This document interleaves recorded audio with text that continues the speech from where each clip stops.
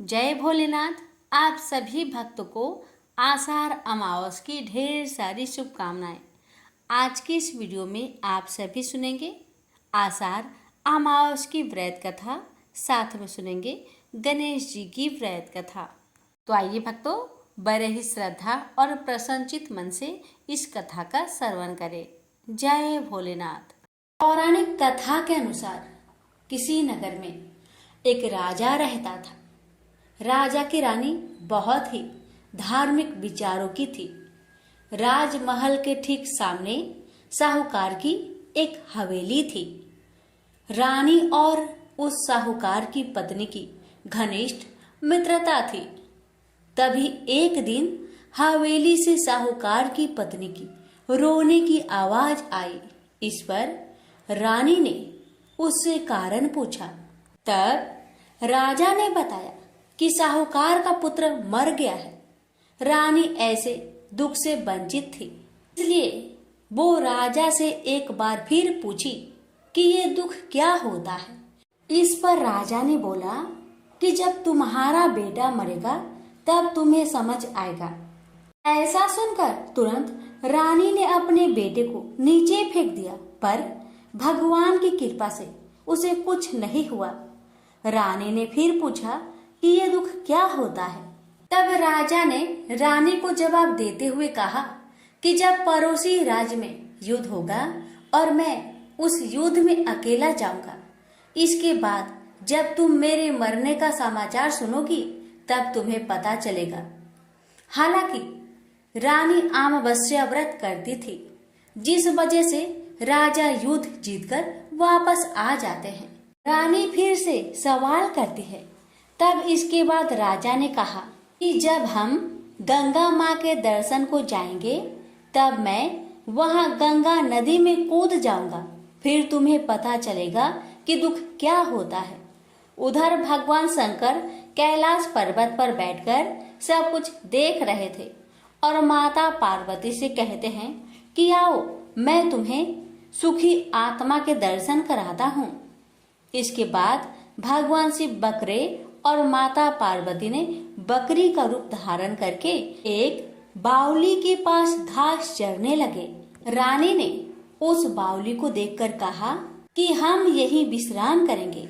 इस दौरान रानी ने महादेव और माता पार्वती की सारी बातें सुन ली, जिसमें महादेव और माता पार्वती आपस में बातें कर रहे होते हैं कि रानी ने अमावस्या का व्रत किया है, इसलिए उसे इस जन्म में कोई दुख नहीं मिलेगा। सारी बातें सुनकर रानी को सब कुछ समझ आ गया। फिर उसने राजा को सब कुछ बताया। ऐसा माना जाता है कि अमावस्या व्रत करने से इंसान के सभी संकट दूर हो जाते हैं। प्रेम से बोलिए अमावस्या माता की जय। हर हर महादेव। माता पार्वती की जय। किसी गांव में एक सास और बहू अकेले रहते थे और उनका बेटा विदेश में कमाने के लिए गया था। सास और बहू बहुत अच्छे से रहते थे, बड़े प्यार से मिलजुल कर रहते थे। दोनों एक दूसरे की देखभाल भी करते थे। एक दिन बहू ने खाना नहीं खाया तो सासू माँ ने पूछा, बहू तुमने खाना क्यों नहीं खाया? तब बहू ने कहा, सासू माँ आज मेरा अमावस्या का व्रत है, बस इसलिए मैंने खाना नहीं खाया। तब सासू ने कहा कि बहू ये अमावस्या का व्रत करने से क्या होता है और ये व्रत करने से क्या फल मिलता है, मुझे भी समझाओ।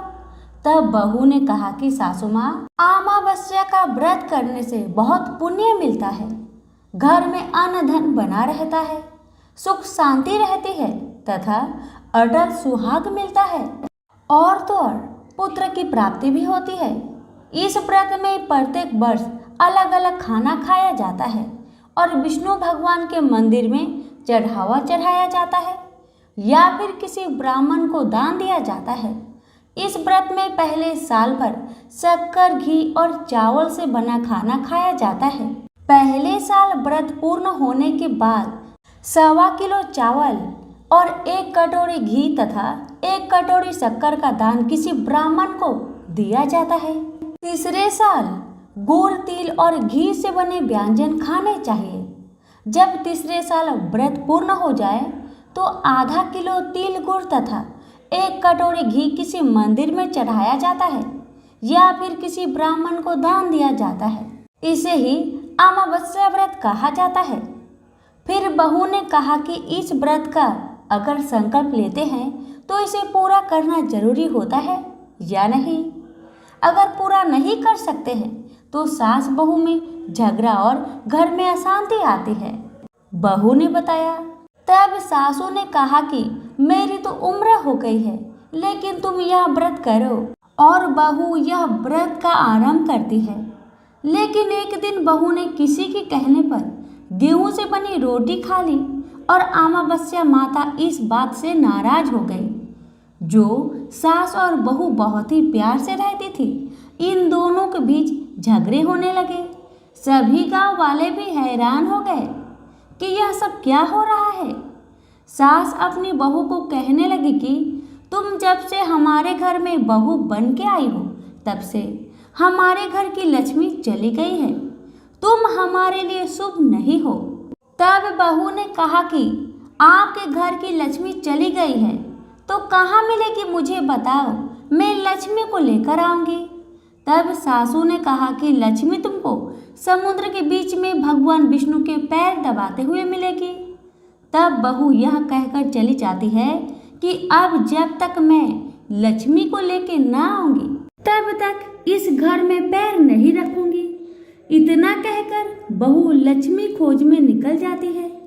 जब बहू लक्ष्मी खोजने में निकलती है तब उसे बीच रास्ते में एक गाय माता मिलती है।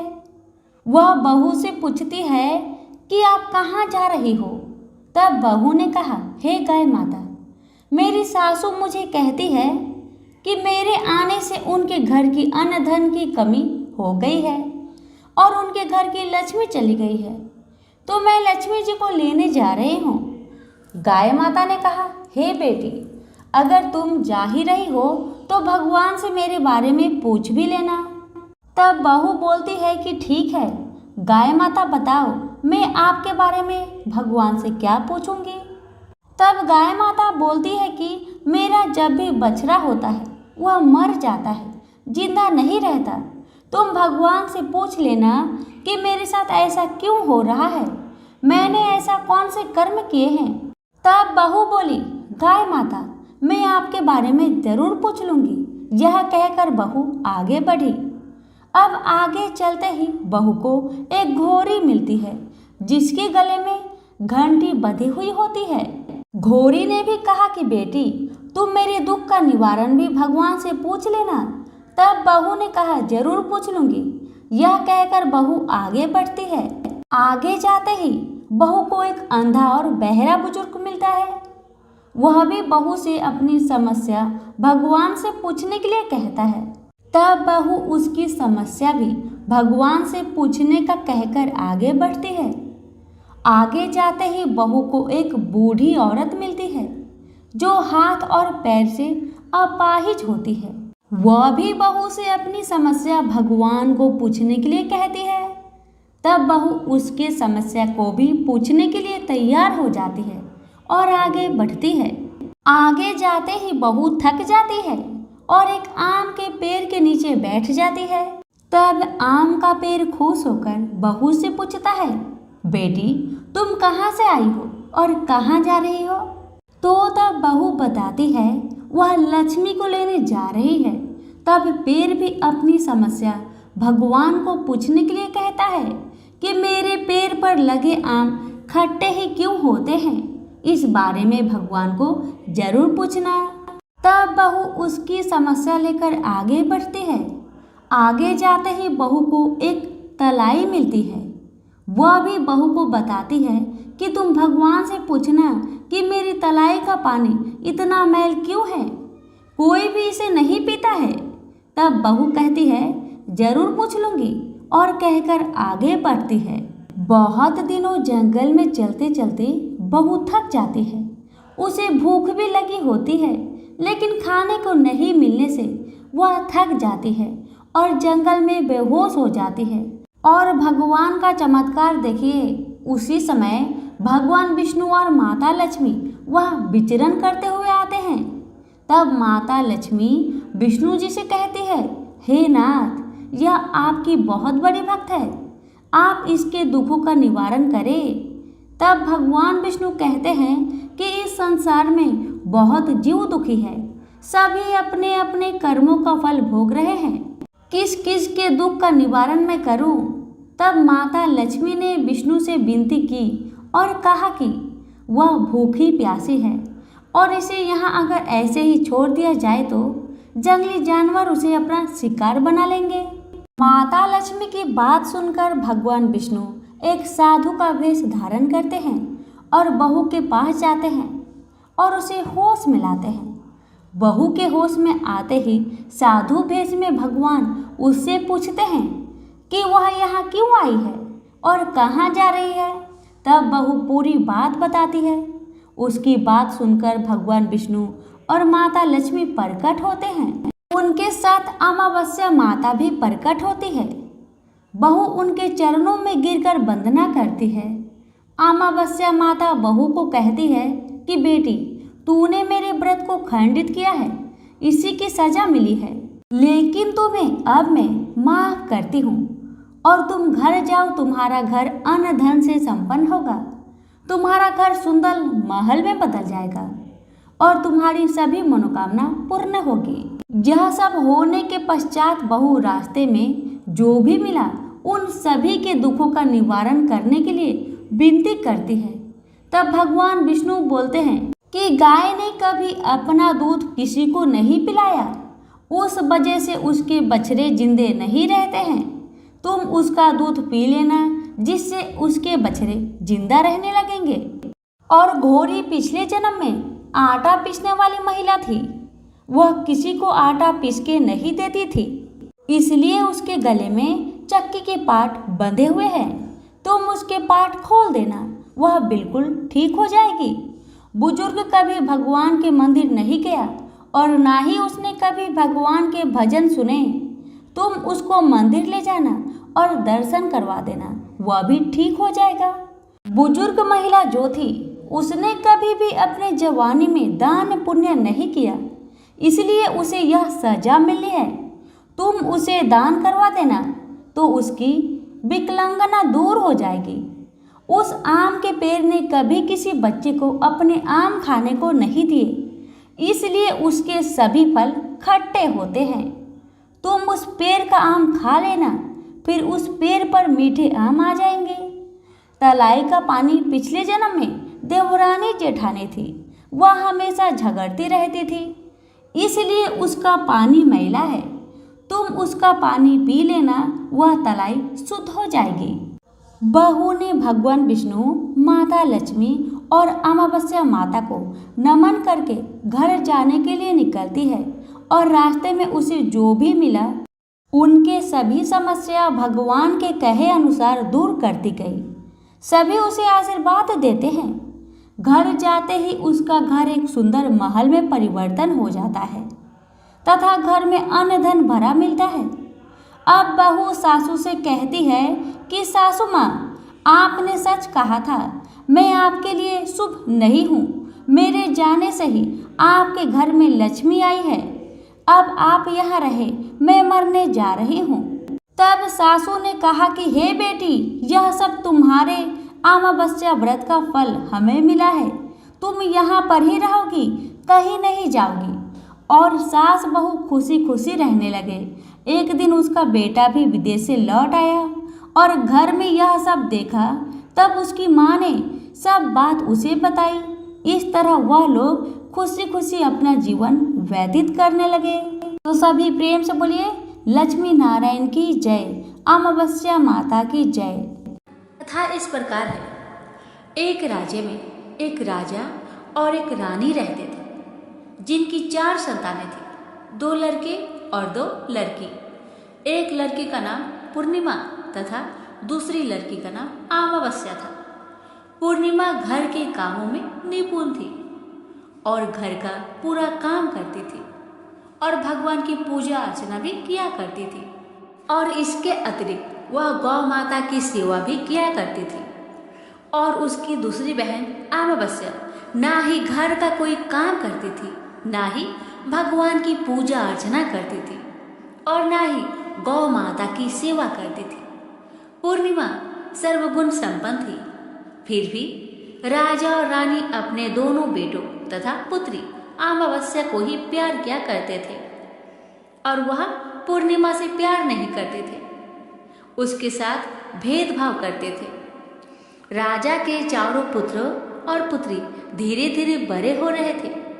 जब वे बड़े हो गए, राजा ने अपने दोनों पुत्रों का विवाह योग्य कन्याओं के साथ करा दिया। इसके बाद रानी ने राजा से कहा कि हमारे दोनों पुत्रों और पुत्री अब विवाह की योग्य हो गई है और इन दोनों का विवाह भी करा दीजिए, लेकिन पुत्री अमावस्या का विवाह किसी बड़े खानदान में करना और पूर्णिमा का विवाह किसी गरीब परिवार में करना, क्योंकि पूर्णिमा को केवल भगवान की पूजा पाठ करना ही पसंद है और गाय की सेवा करना पसंद है। अब रानी ने राजा को दोनों पुत्रियों का रिश्ता तय करने के लिए भेज दिया। राजा ने अपने पड़ोसी राज्य में जाकर वहां के राजा के पुत्र से अमावस्या का रिश्ता तय किया और वहीं पास के गांव में जाकर एक गरीब परिवार के लड़के से पुत्री पूर्णिमा का रिश्ता भी तय कर दिया। यह सारी बात जाकर राजा ने अपनी रानी से बताया तो रानी यह सोचने लगी कि अब देखते हैं कि भगवान इसकी मदद कैसे करते हैं। यह बहुत ही पूजा पाठ करती है और भगवान में मगन रहती है। पूर्णिमा का भाई और उसकी भाभी पूर्णिमा से बहुत प्यार करते थे, क्योंकि पूर्णिमा उनके घर के कामों में उनका साथ देती थी और कामों में उनका हाथ बताती थी। और यही उनकी दूसरी बहन अमावस्या उन पर अपना रोक जमाती है और घर का कोई कार्य नहीं करती। कुछ समय बीत जाने के बाद दोनों पुत्रियों का विवाह भी हो जाता है। राजा और रानी के विवाह के बाद अपनी दोनों पुत्रियों को विदाई देते हैं। विदाई देते समय राजा और रानी पुत्री अमावस्या को बहुत सारा धन दौलत देकर विदा करते हैं और पूर्णिमा को कुछ भी नहीं देते, खाली हाथ अपने घर से विदा करते हैं। इसके बाद दोनों बहनें अपने अपने ससुराल को चली जाती हैं। कुछ दिन बीत जाते हैं और एक दिन अमावस्या अपने घर पर भगवान भोलेनाथ का व्रत रखती है, कथा रखती है, जिसमें वह सभी गांव वालों को निमंत्रित करती है, पर अपनी बहन पूर्णिमा को नहीं बुलाती। जब गांव की सभी औरतें अमावस्या के यहाँ जाती है तो ये सब दृश्य पूर्णिमा अपने घर के दरवाजे के बाहर बैठकर देख रही होती है। तब वहां से गुजर रही औरतें पूर्णिमा से कहते हैं कि तुम्हारी बहन के यहाँ शिव जी की कथा रखी है, क्या तुम नहीं चलोगी? तो पूर्णिमा ने कहा, मुझे मेरी बहन ने नहीं बुलाया है, मैं नहीं जा सकती। सभी गांव की औरतों ने पूर्णिमा से कहा, बुलाया नहीं तो क्या हुआ, भगवान शिव की कथा है, तुम हमारे साथ चलो। गांव की सभी औरतें की बात मानकर पूर्णिमा भी उनके साथ भगवान शिव की कथा में अमावस्या के घर चली जाती है। जब अमावस्या की नजर पूर्णिमा पर पड़ती है तो वह कहती है कि तुम यहाँ कैसे चली आई, मैंने तो तुम्हें नहीं बुलवाया था। खैर कोई बात नहीं, अब तुम आ ही गई हो तो चुपचाप बैठी रहना। और यह कहते हुए अमावस्या पूर्णिमा की गर्मी की मजाक उड़ाया। पूर्णिमा की आंखों में आंसू आ गए और रोते रोते मन ही मन पूर्णिमा भगवान शिव से विनती करती रही, हे भगवान, क्या पूजा पाठ करना गलत है? गौ माता की सेवा करना गलत है? आखिर मेरी गलती ही क्या है? आप मुझ पर अपनी कृपा दृष्टि कब बनाएंगे? पूर्णिमा बार बार शिव जी से यही कहती रही। इतने में शिव की कथा पूरी हो जाती है और अमावस्या भगवान का प्रसाद बांटने लगती है। वह सभी लोगों को प्रसाद देती है, पर पूर्णिमा को वह प्रसाद नहीं देती। बिना प्रसाद के ही पूर्णिमा अपने घर को लौट जाती है। रास्ते में वह सोचती है कि यदि मैं खाली हाथ अपने घर पे गई तो बच्चे प्रसाद मांगेंगे, तो वह उन्हें क्या जवाब देगी? ये सोचकर पूर्णिमा ने सोचा, क्यों ना मैं अपने मायके भाई भौजाई के पास चली जाऊं, वहां से अपने बच्चे के लिए कुछ लेकर आऊंगी। ऐसा सोचते हुए वह अपने घर को वापस लौट आई और अपने पति और बच्चे को कहती है कि मैं अपने मायके जा रही हूँ। पति और बच्चे ने कहा, ठीक है। कुछ समय के बाद पूर्णिमा अपने मायके के लिए रवाना हो गई।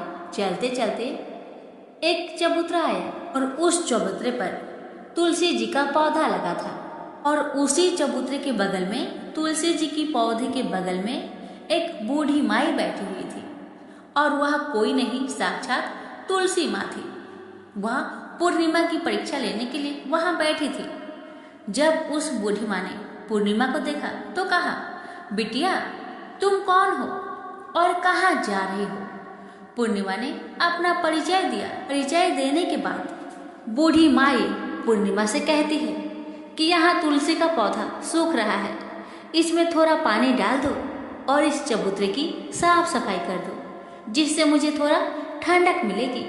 पूर्णिमा ने कहा, ठीक है माँ, मैं तुलसी में पानी डाल देती हूँ और यहाँ की साफ सफाई भी कर देती हूँ। पूर्णिमा ने साफ सफाई करने के बाद माँ को भी नहला दिया और नहलाने के बाद बूढ़ी माई की सेवा भी की, उनकी पैर दबाए और फिर पूर्णिमा ने कहा, माँ और मैं आपकी क्या सेवा करूँ बताइए। बूढ़ी माई कहती है, नहीं बेटा, अब कोई भी काम नहीं, तुम जाओ, पर वापस आते समय मुझसे मिलते हुए जाना। पूर्णिमा ने बूढ़ी माँ से कहा, ठीक है माँ, जब मैं आऊंगी आपसे जरूर मिलूंगी। कुछ दूर आगे चलने के बाद एक शिव मंदिर आया। वहां पर उसे एक बूढ़ा बाबा मिले जो मंदिर के बाहर बैठे हुए थे और वह कोई नहीं, साक्षात भोलेनाथ थे। वो भी पूर्णिमा की परीक्षा लेने के लिए बैठे थे। उन्होंने पूर्णिमा को देखा तो कहा, बेटी तुम कहाँ जा रही हो? तब पूर्णिमा ने अपना परिचय दिया और फिर बूढ़े बाबा ने पूर्णिमा से कहा कि देखो बेटी, इस चबूतरे की ओर, इस मंदिर की ओर कितनी गंदगी पड़ी है, क्या तुम इस मंदिर की चबूतरे को साफ कर दोगी? तो पूर्णिमा ने कहा, क्यों नहीं बाबा, जरूर साफ करूंगी और अभी साफ कर देती हूँ। पूर्णिमा ने मंदिर की बहुत अच्छे से साफ सफाई की, चबूतरे की भी बहुत अच्छे से साफ सफाई की और वहां पर बैठकर भोलेनाथ की पूजा अर्चना भी की। और पूजा अर्चना करने के बाद वह बूढ़े बाबा को भी नहला दी और उनसे कहा कि बाबा आपका और कोई काम है तो मुझे बतलाइए। तब बूढ़े बाबा ने कहा, बेटी नहीं, और कोई काम नहीं है, बस तुम जब वापस आएगी तो मुझसे एक बार मिलते हुए जाना। तो पूर्णिमा ने कहा, ठीक है बाबा, जब मैं आऊंगी आपसे जरूर मिलूंगी। अब पूर्णिमा कुछ दूर आगे गई तो उन्हें एक काली जी का मंदिर देखा और मंदिर के बाहर एक बूढ़ी अम्मा चबूतरे पर बैठी हुई थी। उस बूढ़ी अम्मा ने पूर्णिमा को देखा तो कहा, बेटी तुम कौन हो और कहाँ जा रही हो?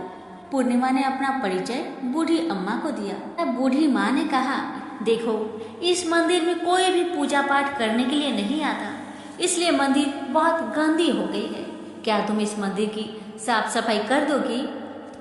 तो पूर्णिमा ने कहा, हाँ माँ, क्यों नहीं, मैं साफ कर दूंगी।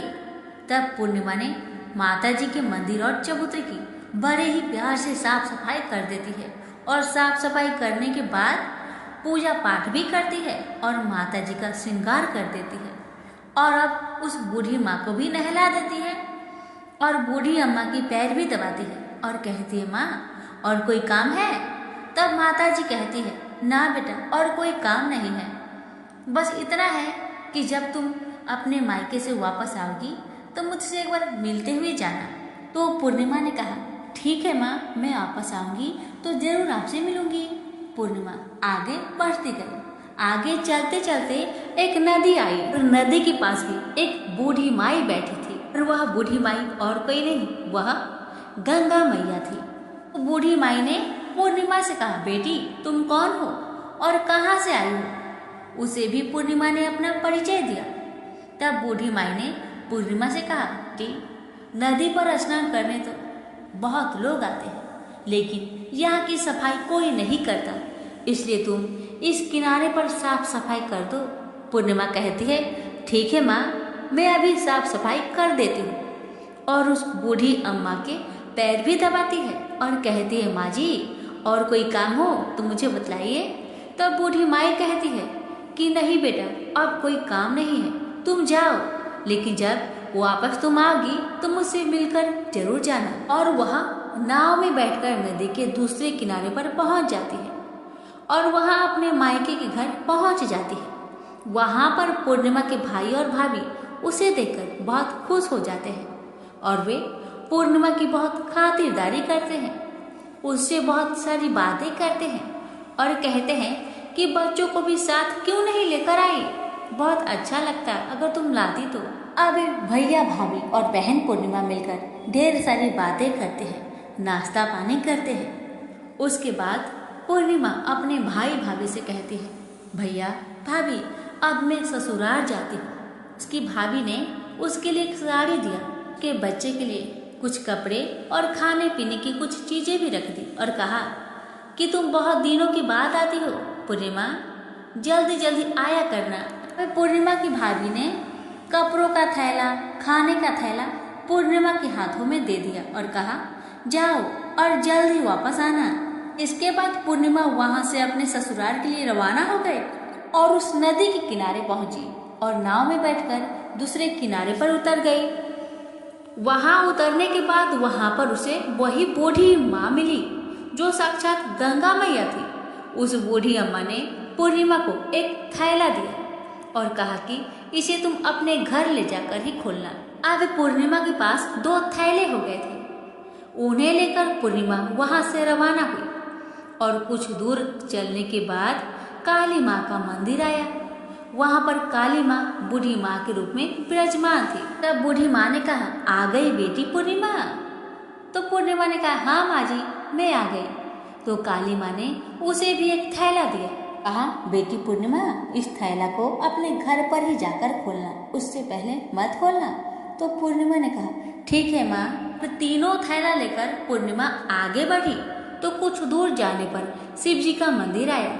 वहाँ बूढ़े बाबा के रूप में शिव जी स्वयं विराजमान थे। बूढ़े बाबा ने कहा, पूर्णिमा तुम वापस आ गई? पूर्णिमा ने कहा, हाँ बाबा मैं वापस आ गई। बाबा ने पूर्णिमा को भी एक थैला दिया और कहा, यह थैला तुम घर पर ही जाकर खोलना, ठीक है बिटिया? तो पूर्णिमा ने कहा, ठीक है बाबा। अब पूर्णिमा के पास 4 थैले हो गए थे। पूर्णिमा पहले थैले को कैसे ले जाती? उसने क्या किया, एक पुरानी साड़ी निकाली, उसने सभी सामानों का एक गड्ढा बना लिया और सर पर रखकर वहां से रवाना हो गई। कुछ दूर जाने के बाद उसे तुलसी माँ बूढ़ी औरत के रूप में मिली और वह कहती है, पूर्णिमा तुम आ गई? तो पूर्णिमा कहती है, हाँ माँ हम आ गए। तब बूढ़ी माँ ने भी उसे एक थैला दिया और कहती है, बेटा इसे अपने घर को जाकर ही खोलना। तो पूर्णिमा ने कहा, ठीक है माँ जी। अब पूर्णिमा के पास 5 थैले हो गए थे। पूर्णिमा वहां से रवाना हुई तो वापस अपने घर पहुंच गई। पूर्णिमा ने अपने सर की थैले को नीचे रखा और सबसे पहले अपने मायके का थैला खोलकर देखने लगी। उसमें बच्चे के लिए अच्छे अच्छे कपड़े और खाने पीने की चीजें थी और उसके लिए कुछ गहने भी थे। पूर्णिमा ने कपड़े अपने बच्चों को दे दिए और खाने पीने की चीजें भी बच्चों को दे दी। बच्चे यह सब पाकर बहुत खुश हुए। अब पूर्णिमा ने दूसरा थैला खोला जो कि उसे गंगा मैया ने दिया था। उसमें ढेर सारे हीरे जवाहरात, सोना चांदी आदि था। इसके बाद अब पूर्णिमा ने तीसरा थैला खोला जो कि उसे काली माँ ने दिया था। उसमें बहुत सारा सोना श्रृंगार का सामान भरा हुआ था। इसके बाद पूर्णिमा ने चौथा थैला खोला जो उसे भगवान शिव ने दिया था। उसमें बहुत सारा धन संपत्ति भरा हुआ था और बहुत सारी खुशियां भरी हुई थी। इसके बाद अब पूर्णिमा ने 5वां थैला खोला जो उसे तुलसी माँ ने दिया था। उसमें चावल, दाल और 7 प्रकार की खाने की चीजों से भरा हुआ था। अब पूर्णिमा के घर में किसी भी चीज की कमी नहीं रही। उसका घर धने धाने से भरा हुआ था और परिपूर्ण था। अब पूर्णिमा और उसका परिवार सुखमय जीवन व्यतीत करने लगे। अब पूर्णिमा के मन में विचार आया कि क्यों ना वह शिव जी की कथा कराए और शिव जी की कथा में एक बहुत बड़ा कार्यक्रम भी रखा। पूर्णिमा ने गांव के सभी लोग को निमंत्रण दिया और घर घर जाकर सभी लोगों को बुलाया। पूर्णिमा अपनी बहन अमावस्या के घर भी गई और अमावस्या को भी शिव जी की कथा के लिए उसके घर में उसे बुलाया। जब अमावस्या पूर्णिमा के घर शिव जी की कथा में आई तो उसने देखा कि पूर्णिमा के घर में किसी भी चीज की कोई कमी नहीं है। इतना सारा धन दौलत देखकर अमावस्या आश्चर्यचकित हो गई। उसने पूर्णिमा से कहा कि तुम्हारे घर में इतनी धन दौलत कहाँ से आई है। पूर्णिमा ने कहा, देखो बहन, तुमने शिव जी की कथा में मुझे नहीं बुलाया था, फिर भी मैं चली आई और तुमने मुझे प्रसाद तक नहीं दिया और मेरी गरीबी का मजाक भी उड़ाया। उसके बाद मैं अपने घर आई। घर आते हुए मन ही मन मैं सोच रही थी कि अपने मायके जाऊंगी और मैं अपने मायके चली गई और जो कुछ घटना इस बीच हुआ वह सभी घटना अपनी बहन अमावस्या को बताती है। तो अमावस्या कहती है कि तुम भी मुझे प्रसाद मत दो और मुझे डांटो। लेकिन पूर्णिमा ने कहा कि यह तो भगवान का प्रसाद है, मैं तो सबको दूंगी और तुम्हें भी दूंगी। फिर भी अमावस्या ने प्रसाद नहीं लिया और वह सीधे अपने घर को चली गई और घर जाकर अपने बच्चे और पति से कहती है, मैं अपने मायके जा रही हूँ। इतना कहकर अपने मायके को निकल गई। रास्ते में भी चलते चलते तुलसी माँ मिली जो चबूतरे पर बूढ़ी माँ के रूप में बैठी थी। बूढ़ी माँ ने अमावस्या से कहा, बेटी तुम कौन हो और कहाँ जा रही हो। अमावस्या ने अपना परिचय दिया। बूढ़ी माँ ने कहा, बेटी यह तुलसी का पौधा सूख रहा है, इसमें थोड़ा सा पानी डाल दो और इस चबूतरे की साफ सफाई कर दो। पर इस पर अमावस्या ने कहा, बुढ़िया तुझे दिखाई नहीं दे रहा, मैं इतनी महंगी साड़ी पहन रखी हूँ और यह गंदी हो जाएगी। ऐसा कहकर वहाँ से आगे चली गई और आगे जाने पर उसे भगवान शिव मिले जिसे भी उसने ऐसा ही कहा। उसके बाद आगे जाने पर उसे काली माँ मिली जिसे भी उसने यही सारी बातें कही और आगे जाने पर उसे गंगा माँ मिली जिसे भी उसने यही सब कहा और आगे चली गई। इसके बाद अमावस्या जब नाव में बैठने लगी तो फूलों की जगह कांटे भरे हुए थे जो उनके पैर में चुभ रहे थे। किनारे पर उतरकर वहां से वह मायके चली गई। उसके भैया भाभीओं ने उसे आते हुए देखा तो मन ही मन कहने लगे, काम की ना काज के, 2.5 मन अनाज के। अब आ गई है तो ठीक है, पूर्णिमा तो हमारे कामों में हाथ बटाती थी, यह कोई काम करेगी तो नहीं। भाभी ने अमावस्या के लिए खाना बनाया। अमावस्या ने खा पीकर वहीं पे सो गई। जब सुबह हुआ तो वह उठी और अपने भैया भाभी से कहा कि मैं ससुराल जा रही हूँ। उन्होंने कहा, ठीक है जाओ। अमावस्या बोली, पूर्णिमा को तो तुमने एक थैला भी दिया था और मुझे कुछ नहीं दोगे। तो भाई ने भाभी से कहा कि तुम घर जाओ, थैले तुम्हारे घर में पहुंच जाएंगे। फिर अमावस्या वहां से निकलकर नदी के किनारे पहुंची। वहां गंगा मैया बूढ़ी औरत के रूप में बैठी हुई थी। बूढ़ी माँ ने कहा, आ गई बेटी। तो उसने कहा, हाँ माँ मैं आ गई। इसके साथ ही उसने कहा कि तुमने तो पूर्णिमा को एक थैला दिया था और मुझे थैला नहीं दोगी। तो बूढ़ी अम्मा ने कहा, तुम घर जाओ, तुम्हारे घर में थैला पहुंच जाएगा। इसके बाद आगे जाने पर उसे काली माता मिली जिसने भी अमावस्या को यही कहा। आगे जाने पर उसे भगवान शिव मिले, उन्होंने भी वही बात कही। अब आगे जाने पर तुलसी माता मिली। जब तुलसी माता से भी अमावस्या ने थैला मांगा तो तुलसी माता ने भी वही जवाब दिया, तुम जाओ, तुम्हारे घर में पहुंच जाएगा। अब अमावस्या अपने घर पहुंच गई। आंगन में देखा तो वहां पर 5 थैले पड़े हुए थे। अमावस्या ने मन ही मन में सोचा कि अब तो मेरे पास भी बहुत सारी धन दौलत आ जाएगी। जल्दी जल्दी ने सारे थैले को खोला। किसी में मिट्टी थे तो किसी में पत्थर, किसी में कंकर और किसी में कोयला। उसे मायके से भी कुछ नहीं मिला था, इन थैलों में भी कुछ नहीं था। अमावस्या दौड़ती हुई पूर्णिमा के घर गई और कहती है कि तुम्हें तो इतना कुछ मिला बहन, मुझे तो कुछ नहीं मिला, आखिर क्यों? तब पूर्णिमा कहती है, जब मैं अपने मायके जाती हूँ तो अपनी भाभीयों के साथ उनके काम में हाथ बटाती हूँ, उनके साथ मिलकर काम करती हूँ, लेकिन तुम ऐसा कुछ नहीं करती, उनकी इज्जत भी नहीं करती, इसलिए वह भला तुम्हें क्या देंगे? इसके बाद तुमने गंगा मैया को ठुकरा दिया और काली माँ को भी ठुकरा दिया और भगवान शिव को भी तुमने ठुकरा दिया, इसलिए उन्होंने भी तुम्हें कुछ नहीं दिया। अमावस्या कहती है, बहन तुम मुझे माफ कर दो, मैंने तुम पर हमेशा अत्याचार किया है, मुझे कुछ नहीं मिला तो कोई बात नहीं, मैं भी भगवान की भक्ति करूंगी और सब कुछ प्राप्त कर लूंगी। मुझे इन सब चीजों का रहस्य बताओ। तो पूर्णिमा ने कहा, तुम 3 सूत्र का ज्ञान ले लो और उसकी कथा करना। पहला सूत्र में दया मांगना, दूसरे सूत्र में कथा मांगना और तीसरे सूत्र में 108 बार ओम नमः शिवाय का जाप करना। भगवान ने यह सूत्र दिए हैं, उनको अपने हृदय में बसा लेना।